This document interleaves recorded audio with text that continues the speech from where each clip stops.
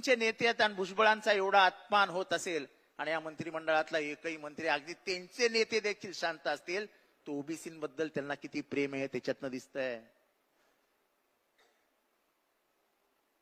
एक चकार शब्द आला नाही कोणाच्या तोंडातनं. भुजबळ एकटेच बोलले. पण एकंदरीतच मराठा विरुद्ध ओबीसी हा संघर्ष पेटवण्यात या सरकारला यश आलेलं आहे. हा संघर्ष पेटू नये. मराठ्यांना आरक्षण मिळावं ही आपली भूमिका होती. ही भूमिका आहे.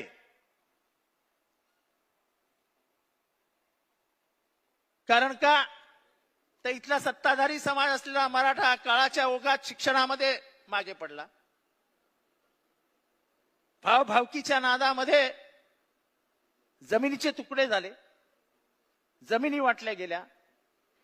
जो एकेकाळी अशोक पवार जमीनदार असलेला मराठा अल्पभूधारक झाला, शेतीचं वाटोळं झालं.